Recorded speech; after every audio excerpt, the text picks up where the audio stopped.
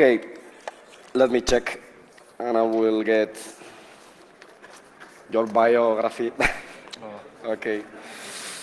Well, Andrzej is. I don't know the words just to give a description of what he does, so you will give your own introduction, okay? Okay. He's an independent security consultant that has worked around Europe. It is specialized in malware and APTs, okay? He has worked, for example,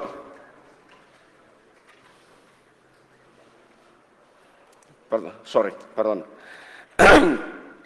He's in the security community working abroad in Europe, and he has given speeches everywhere. For example, in Black Hat, in Recon, in TechEd, and in the cyber defense boot camp that NATO developed in Europe. Okay, and now in RootedCon. Thank you a lot, Andrzej, and you have the audience.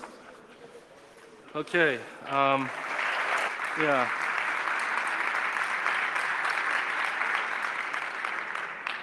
Okay.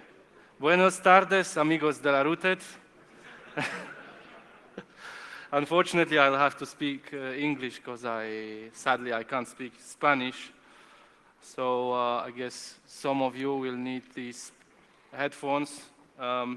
If that makes you feel better, I need those headphones for all the other speeches, and you need it just for one. So, but yeah, I'm actually not that frequent speaker, to be honest. There are speakers that speak a lot more frequently, but yeah, I'm mainly doing malware analysis, forensics, incident handling, this kind of stuff. My talk today will be about something that's called Turla, and this is, I think, one of the most successful cyber espionage operation that has been ongoing for the last couple of years and is still ongoing. And the presentation, I will split the presentation to development of the Turla toolkit and the operations. So the operations would be about those who use the toolkit, the operators, should we say. And then I will also, because I have also worked on Regin, which is another one, another cyber espionage malware. I will make a little bit of comparison here and there, because I think it's interesting to see how they compare to each other. Okay, so let's start. I'll go with a small introduction, then I'll cover the two parts, and at the end I will tell you how to try to detect this threat and maybe protect against it, and I'll speculate a little bit on the attribution. So let's start with the introduction. I'll give you first a bit of a history of from my perspective, so based on my fight with this threat over the couple of years. So the first mention ever on the internet about public about this threat is on the famous threat expert blog entry that is called Agent BTZ threat that hit Pentagon. The blog entry made by Sergei Shevchenko, currently working at BAE Systems. There, on that blog, Sergei says that he has identified a malware that is able to cross the air gap, so spread from networks that are not physically connected, but he's missing some components because he cannot explain some files that malware creates and things like that. So in 2009, I was working on an incident that involved Agent BTZ activity. And at that time, I was able to find these missing components and pull the toolkit back together. Then for 2 years, I have not seen anything related to it. But in 2011, there was a big case, and we have gathered together with some researchers from the region where I work, and we have analyzed a quite sophisticated malware sample, a rootkit, that we first didn't know that it's related to agent BTZ, but it turned out later on that it's all related. We have, in 2013, we have written a document because we handled that incident, analyzed the malware, but it turns out that this knowledge and the outcome of that analysis is not shared to other organizations in Europe. And incidents related to these threat actors were popping up here and there after this 2011 case. We decided that we need to write something and distribute it in a sort of TLP Amber way to organizations in Europe so that they can protect. This document has then been made public last year. Beginning 2014, big change. Snake comes public. The first blog that has been published was published by GData, and then followed by a good report from BAE Systems from the same Sergey that did the 2008 Agent BTZ blog post. And yeah, this is what that presentation is about. I want to cover this, all this information that has been published, gather it somehow together and try to give you a bigger picture, because there is a lot of confusion. Different companies, they call different malware in the same way, and you know, that creates a lot of confusion, I think. So let's maybe review what has been published regarding Turla so far. So the famous blog post I have already mentioned. December 2013, so before the disclosure of Snake, there was an interesting Trend Micro article about Windows XP, a zero-day payload. It was actually a privilege escalation payload that contained the kernel mode shellcode, so quite an interesting vulnerability. And Trend didn't know that it's related to Turla. It turned out later on that they are actually describing the so-called validation agent or entry point agent, or in the NSA slang that would be called validator agent or something like that. I'm based on the Snowden leaks. So February 2014, GData publishes first, and then a series of disclosure follows, and it's until now they get published. Every month there is a security vendor that publishes something about Turla. So we have BAE Systems. That's a very good report. Here Sergey already can define the two main branches of Turla, which is one is, they call it a user mode centric snake and kernel mode centric snake, which is a very good observation. There is a really nice piece of reverse engineering described in that thing. Then we have made, me and Matthew Kaczmarek, who is also known as Tekamak, we have decided to publish our document publicly. You can Google it. Yeah, pretty hardcore reversing in there also. Sourcefire and F-Secure, their blog posts are focusing on the exploitation part of the Turla activity. There are some kernel mode.info threads that are also interesting. The one that I have in mind, it describes how they implement the patch guard bypass in 64-bit Windows. Circle, so the Luxembourgish CERT, they published an analysis of one variant of the Turla malware. Symantec gives some geographical and contextual information. Kaspersky has a good article about the exploitation part of the Turla activity. I will explain everything later on, what the exploitation part is and stuff like that. Yeah, GData, since Paul Rascanier has joined GData, he publishes quite a lot. There are some interesting things in there too. The evolution of sophisticated spyware, for example, this one. This one describes the history of one of the version of Turla malware. So I already highlighted some problems with that. There is many publications, many names. One vendor refers to certain name, and the other vendors uses the same name to describe something else. So I'd like to sort it out a little bit. And we will start from the development.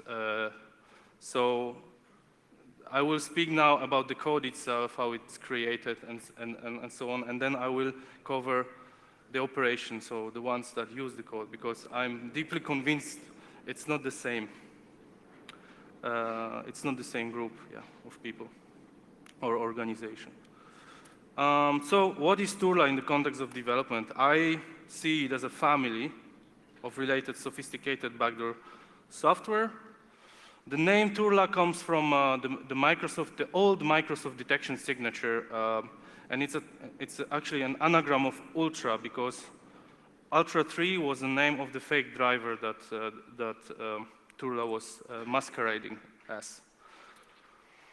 So all these Turla versions are related by shared code, and from my perspective, it looks more like this, that there are three main branches. First, chronologically, first was agent BTZ, and then on the base on this code, PFINet was created, and then Snake is the most advanced piece of version or family of this toolkit. Interesting thing is that all three separately, they are still alive, they are still developed. That is described by these arrows that's going down. So in 2014, some of the agent BTZ samples were found also. But these are not really major changes. There are some updates ongoing, but the important thing is that they are still used. As you can see, these names are all being made by security companies. Some of these names are actually the actual names of the toolkit that the developers use. So for example, you have Change. The agent BTZ malware is in reality called Change by their creators, but that's a detail. This here, I think, this was a little bit too early. Sorry, I have to find it back. Okay, so interesting thing here is that PFINet has a sub-branch of the code where they don't include the kernel mode driver. I think it's a kind of interesting evolution concept, or the direction that some creators of these toolkits take, because also there is one regin sample that has been found that has no kernel mode driver, whereas the previous one that I saw had. So that's kind of interesting. For those who don't know, regin is the toolkit. This is very sophisticated malware that is probably used by GCHQ, as the Snowden leaks tell. So let me now try to have an overview on the features that these toolkits provide to the functionalities, should we say. As you can see already here, I can highlight some differences between the feature. For example, simple example is the storage. Agent BTZ had a hidden folder that was just implemented in the kernel to hide a folder, not show it from the user mode. But PFINet and Snake, they go further and they implement the encrypted virtual file system. So this is a container that they can use as a storage, invisible in the system. And I think this is the trend where all these sophisticated software now go. I won't cover it here on this slide, all the rest, because I will cover them in detail on the next slides. So what other interesting features are implemented by Turla? So That is a very interesting one, I think. Some of you might know that Windows, the 64-bit versions of Windows, they implement something that's called driver signature enforcement or something like that. It basically prevents loading of unsigned drivers into the kernel. The driver has to be signed by a valid certificate. So they actually have a problem here because they don't implement any bootkits or firmware malware, yet they have to load the driver for the 64-bit Windows. So what they use is they take an old VirtualBox driver that has a vulnerability that allows to run the kernel mode code through that vulnerability. This driver has long been patched by the vendor, but the signature somehow hasn't been revoked, and it's not only the problem with VirtualBox, because according to Kaspersky, a question team that is supposedly run by NSA, they also use the same techniques. So I think you can find, like 100 of old drivers patched. You can patch them, but they can still find on the internet somewhere this file, bring that file with their toolkit when they install it, and just load it into the kernel. I mean, I don't know how you see this, but I see my conclusion is that the driver code signing is just useless. I think this has to change. Another interesting technique used by Turla is the usage of the open source disassembler, and they disassemble code on the fly inside the kernel mode code. So it's like walking on a thin line because it can all crash, but they actually implement it. It is pretty reliable. So, for example, from the document that me and my friend wrote here, they use it. This one is an interesting one. They need a functionality to force the API to think, an API, so some API, to think that it's been called from kernel mode. But Windows doesn't provide that functionality. What it provides is the opposite function, which is called xGetPreviousMode. That function will tell the API where it was called from, the kernel or the user mode. So, but they need the opposite functionality. So what they do, they disassemble the getPreviousMode. They find some assembly instructions like mov, and they take their operands, they flip it, they assemble it back, and there they have set previous mode that doesn't exist. So that's, yeah, it's kind of interesting. The hooking engine is also implemented by the disassembler. With the use of the disassembler, they actually disassemble. It's the inline hooks what they implement, and they disassemble the first few bytes, so-called stolen bytes, and they change the relative offset to absolute offset using some formulas, kind of funny stuff also. They use a new software interrupt that they declare inside the kernel, and then to hook the function, they just call this new software interrupt yeah.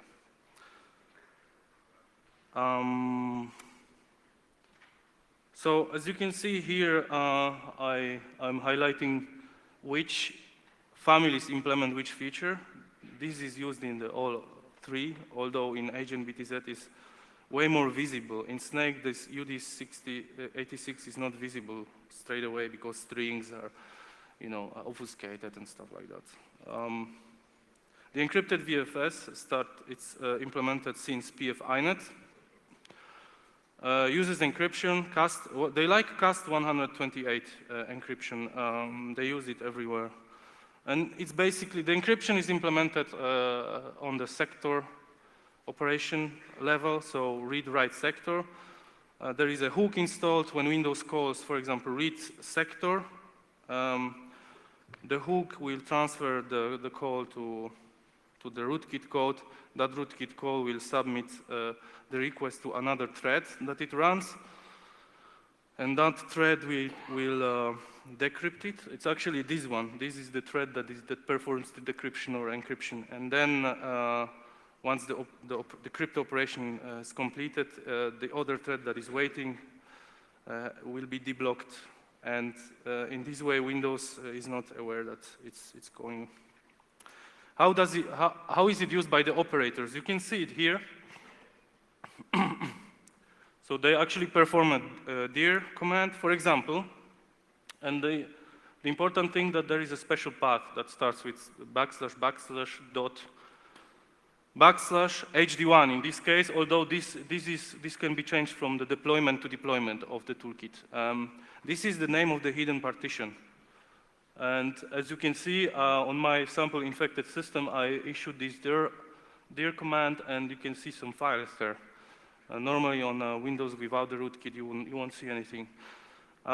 This encrypted container where these data are really located is located in the file, something like that. These numbers are random from deployment to deployment. They actually implement two virtual file systems. The other one is just a volatile file system. So the one that I was talking about is permanent. Data will stay there.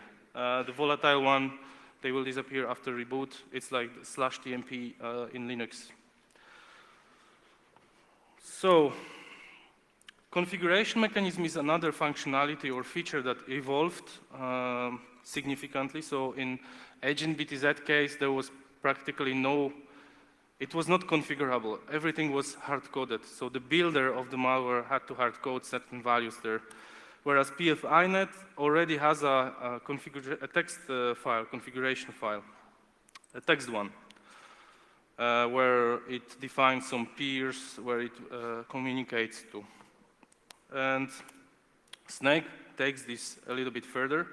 So it uses something that they call Q file, the developers. And that Q file is actually a binary key value store. Why did they do it this way? I think that because Snake is the kernel mode centric, as BAE system calls it. And in general, the kernels, they strongly prefer machine-friendly data structures. Yeah, the text file is not really very good for the kernel. I think that's why they actually decided to implement it in a way that it's more like machine-friendly. Last known sample of Snake is from July 2014. There is a very significant change implemented there, which I cannot speak as of yet.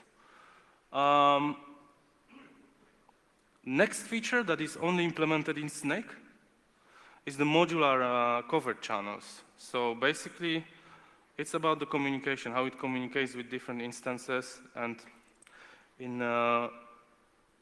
with operators. And here, for example,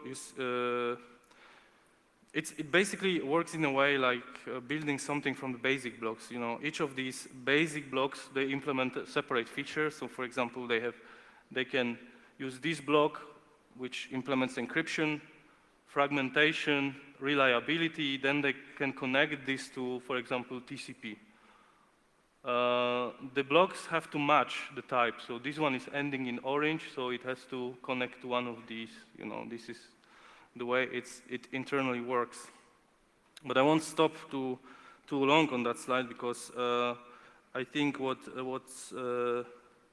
this is how it's connected. And these are the real examples of the covert channels that Snake use. The interesting thing is that that one is long. This is the fragmentation, encryption, reliability, everything here there. And this is the named pipe transport here. So it actually communicates via named pipes. Named pipes are also used as an interface between kernel mode and user mode. And the same data structures are implemented on the user mode part as the kernel mode part. The code is actually shared. Excuse me. So how does this use on the wire? How does this look like on the wire? So they can choose many protocols. There is even one protocol that is below the IP layer. It's implemented on the layer 2. I don't know why would they use that, but it's by default enabled, actually. So these datagram covered channels are mainly used, I think, between the different instances on the same infected network, but when they want to connect to the operators over the internet, they will use some of these stream covered channels. Like they can choose different HTTP covered channel. One is hidden in URL, one is using cookies, things like that. I'll give you an example of how two of these channels work. One is the SMTP channel. So imagine now that Snake is sitting somewhere on the Exchange server of the organization, or SMTP server. So, and the operators connect. So they connect. The real server responds. So they go on with the SMTP protocol. The real server responds. Then there is an important line. So if the user part of the email address is 10 characters long, and the last 2 characters match a formula that I described here, the rootkit kicks in. Excuse me, and rootkit takes over this connection from the real server, so the real server has to forget about this and continues to communicate with the operators, and the operators can send commands in the data part of the SMTP dialog. HTTP is similar, but this is the example of the cookie one. So in some HTTP header, excuse me, they have to match the same formula so that they have to use the 2 characters checksum, but they do additional check on that one, and I think it's because to eliminate false positives or something like that. The funny part is that the words that we saw in real incidents, they actually form a real phrase. You see, that's true burger. They could have used something like 8 characters and then calculate the two last ones, but it would never make like a complete word. It's strange, but it's like this. Important to note for the ones who want to detect it, the connections are not visible in the web server log file because the rootkit will take over it before the web server reaches it. That makes it more difficult to analyze the incident and to detect it. Snort signatures are also kind of difficult to create, but it's possible to create. Lua. Rules for suricata are, excuse me, I have already seen those, let's say, experimental versions of them. Yeah, this is something that I made solely based on reversing, but it more or less looks like this when they infect you. So in case of Turla, it has to be dropped on they had to know the topology to use Turla, so they have to map the network to know where the Exchange server is or something like that, and when they know, they deploy different instances that will talk to each other as some kind of peer-to-peer network inside, and they will also talk to the operators outside, something like that. So it works like that. Most of these cyber espionage toolkits, they work like this. Oh, what did I do? Okay. So the developers, who develops this? So some samples, they contain some hints because they left by mistake some names in the commit messages to their version control system. And you can see it here, you see Gilk, Vlad, Urik. Yeah. According to this kernel mode.info thread, it's actually, they say, the moderator says that it's the work of some independent security consultants that they sell. After that, they sell it to different governments. So there is an important conclusion if this is true, because we cannot speak about one Turla group because many people can use it. And that concludes the development part. So, part 2 operations, who uses this? Yeah, based on the previous conclusion, if this is true, what has been written on that kernelmod.info forum, using a word, using an expression Turla group might not be really that good. A lot of people use it. And also, importantly, Turla is just one of the tools that Turla group uses. There is, however, a lot of common things. If you look at all these incidents, separate incidents, you see the commonalities. And while the tool is quite impressive, the operators seem a little bit sloppy. I will tell you some story later on why. And yeah, you will see in a while. So, what is the countries of interest? Based on this screenshot from the BAE Systems report from 2014, you can clearly see that they are interested in Europe and more importantly on Central and Eastern Europe. Publicly known victims, that's the first one, 2008. Finland, Sweden, Belgium, yeah, there's more. And what I want to highlight is that the operators follow certain staged approach, and I can name here at least 4 stages. So stage 0, they have to infect you.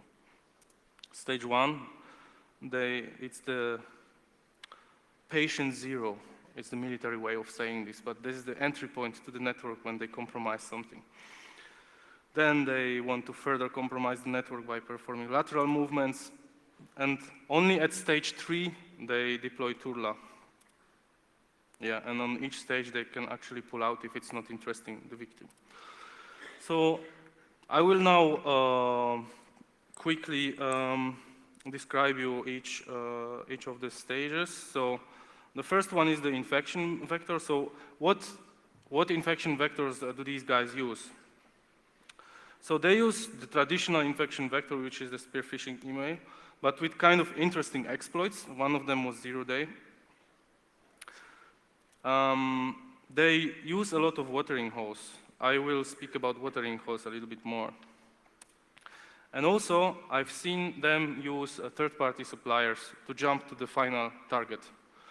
So if there is an organization that has a supplier, the big organization might be well protected, but they trust a supplier that is not that well protected.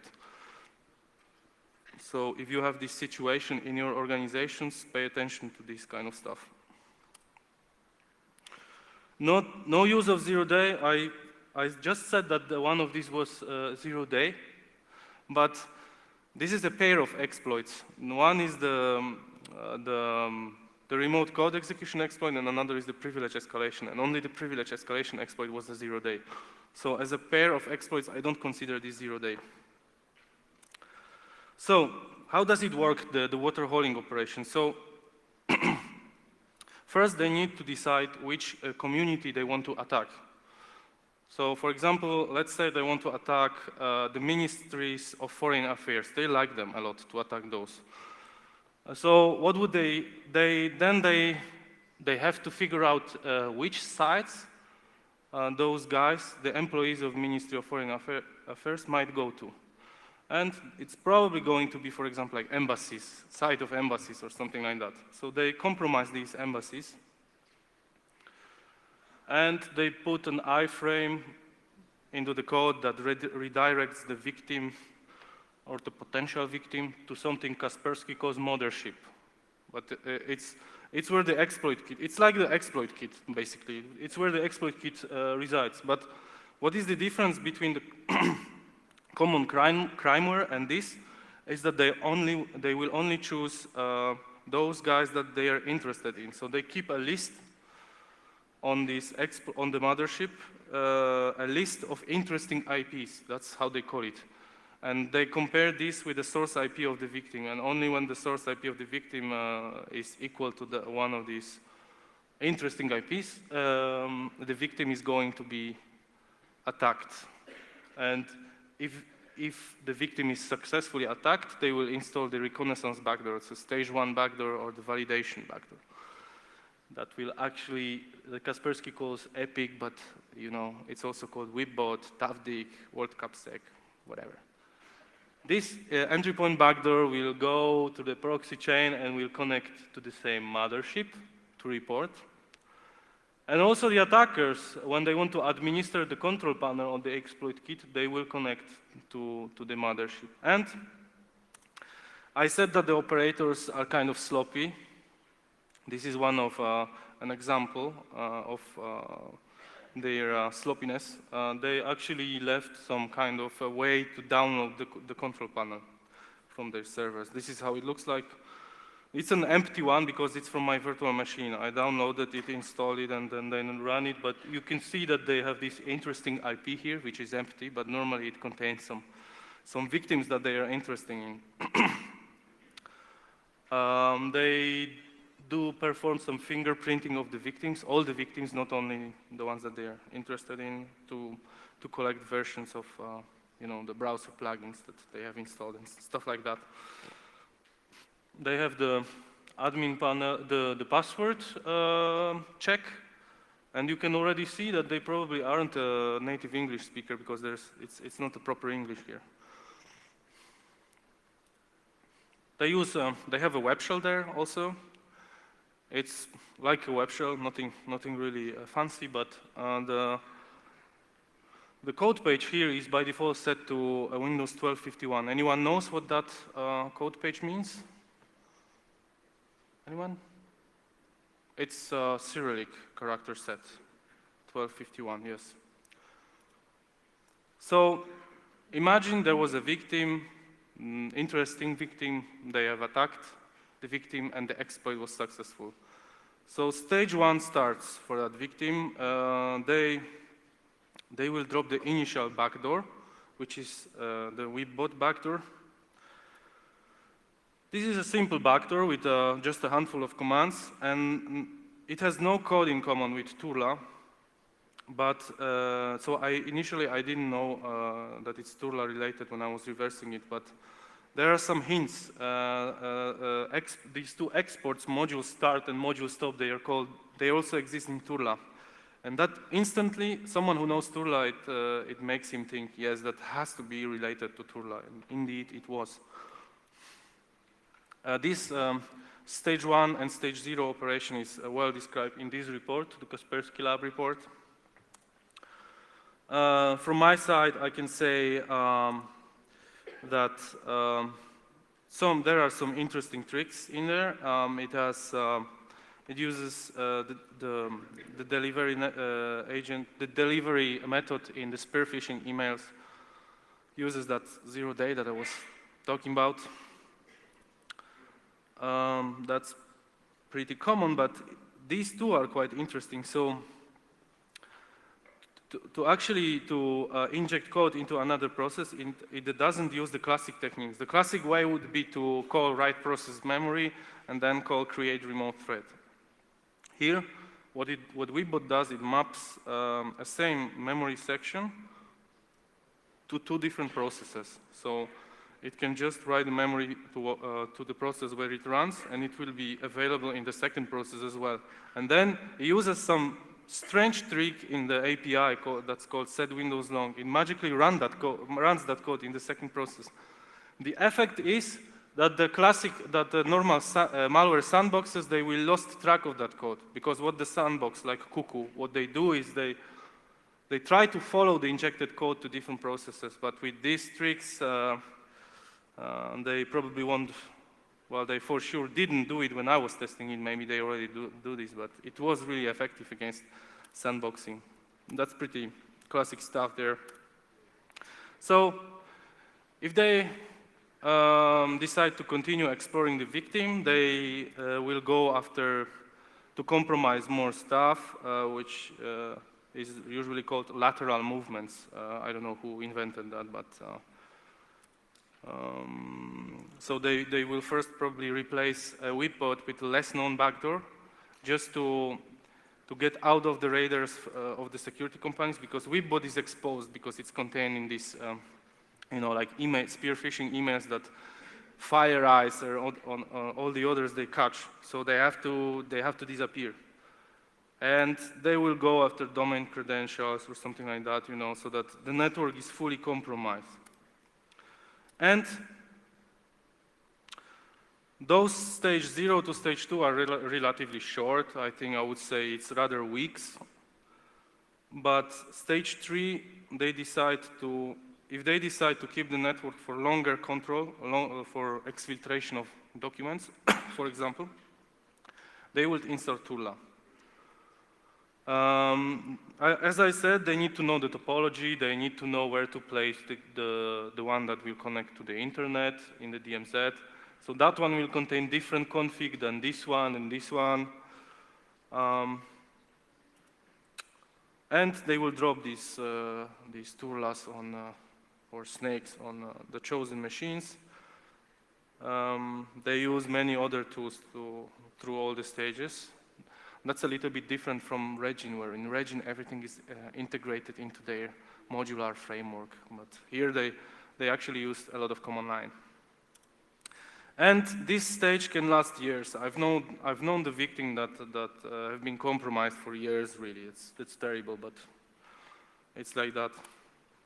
So now, how to detect Turla? Not a very easy task. Actually, all the detections that I've known that I was working on, it was never detected by any Intel or anything like that. It was always detected by a mistake of either developers or operators. And in case of Regin, for example, there was a memory leak in one of their modules.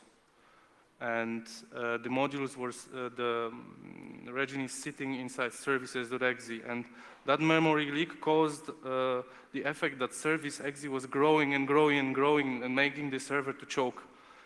And the organization that it was installed there had to reboot this server, and they finally got pissed off and called someone to fix the server, and this is how this was detected. So only by mistake. Same with Snake, and this is a very fun story to tell, I think.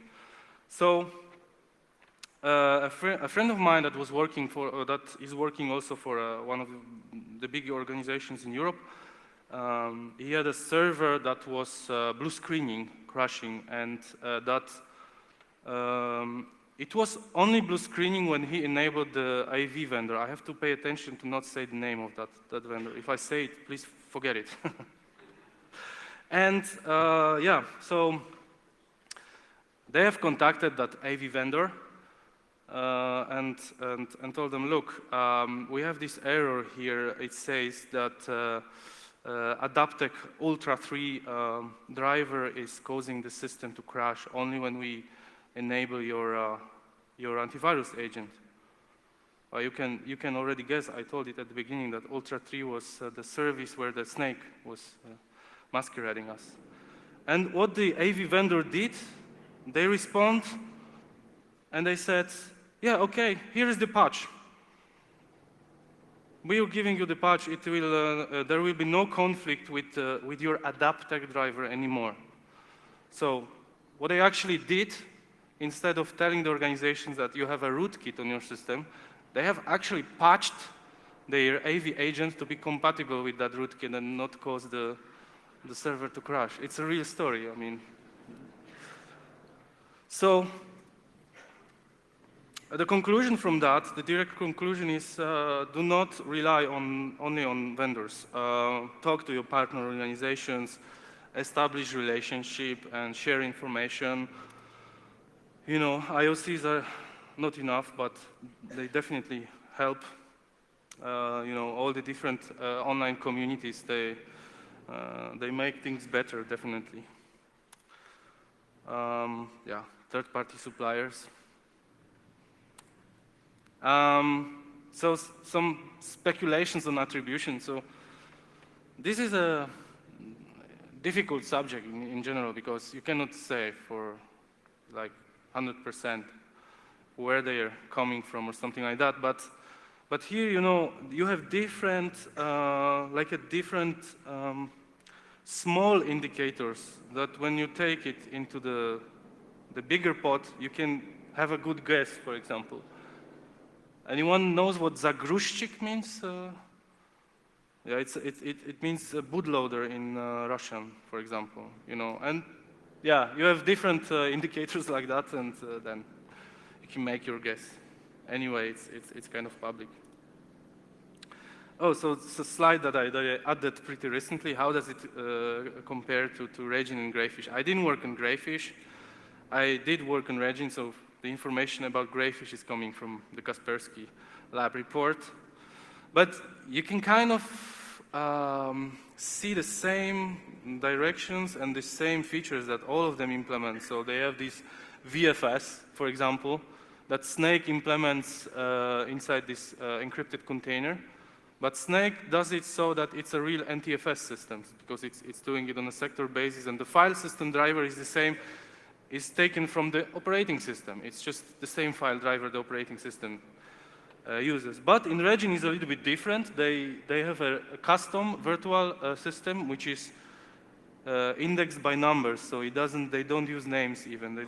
It's just like a container and slots indexed by numbers. I think they actually do it. They couldn't do NTFS because Regin is a malware that is available for different platforms, you know, routers, stuff like that. And this is, I think, why I guess they have chosen to implement something that is quite custom. Greyfish implements it in a registry. Also, the communications, you can observe that they have kind of a flexible way to use different communication channels. Nodes form a kind of peer-to-peer network, especially in Regin. It's very nicely solved, but that's, I think, not yet public, so I won't speak about that, just to be sure. Now, there are also some differences that the creators of this toolkit took, and the one that I saw is in the mechanism that how they hide.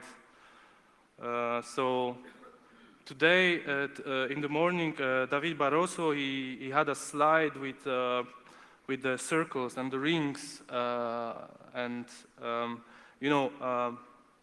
Greyfish or the equation malware, they probably will be hiding in ring -3, which is a firmware, a disk firmware or something like that. But on the other hand, I have observed in Regin, for example, that they can use a quite opposite technique that we might call hiding in plain sight. So they actually might not use kernel mode code at all and just run plainly in user mode. And first of all, it's way cheaper because imagine you know, creating this firmware the malware that sits in different vendors, the disks of different vendors. It must have costed a fortune. I know it's NSA; they have money, but still, I mean, they have to count it. And so yeah, so I see the two opposite directions that might be taken by these different authors, which is kind of cool. The other difference is in the architecture. A lot of these frameworks are modular. So Snake is kind of monolithic, I would say. They use is at the basic platform, but then they use independent tools from the command line. So the operators can actually, they have to be able to use the command line. For example, in Regin, it's not the case. Everything is integrated into their toolkit, and I think that in case of Regin, they can have less skilled operators that do not necessarily are masters in command line. I think it also depends on who this toolkit is operated by. Yeah, but that's just, I think it's kind of interesting this, to speculate on how it will look like in the future when the development will progress, because it will progress for sure. And yeah, on that note, I want to conclude, and I don't know, do we still have time for some questions? So if you have any questions, yeah.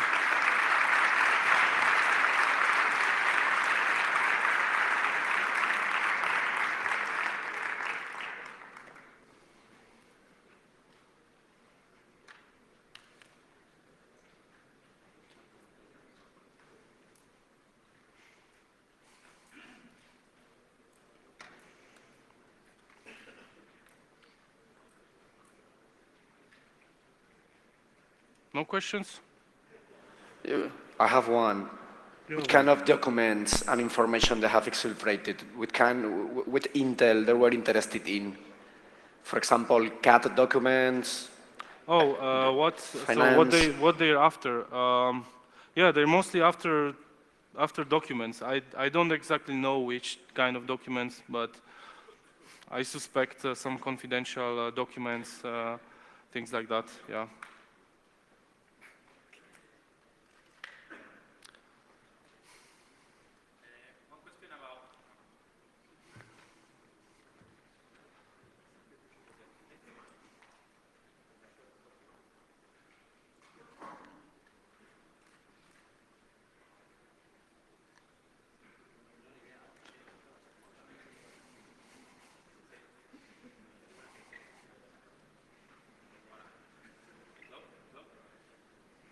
Hola. Hola. Uh, one question about the cooperation between companies, among different companies, because as you have said, there were companies like GData, BAE, Kaspersky, many others that were researching on the same topic. Yeah. What do you think? Was there a real cooperation between those companies and also you guys when you were researching, or was something more isolated? Sometimes there is a cooperation between companies, but most of the time it's kind of separated. They would rather compete with each other in their research than cooperate, I think. I'm speaking about security vendors because, you know, not non-security vendors like regular companies, they are more likely to cooperate. But, you know, those vendors, sometimes the researchers from those vendors cooperate on a personal level, but I rarely see the cooperation on the company's level. Yeah. Thank you.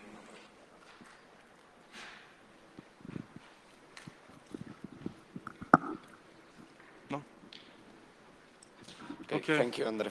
Thank you very much. Thank you so much. Thanks again. Yeah.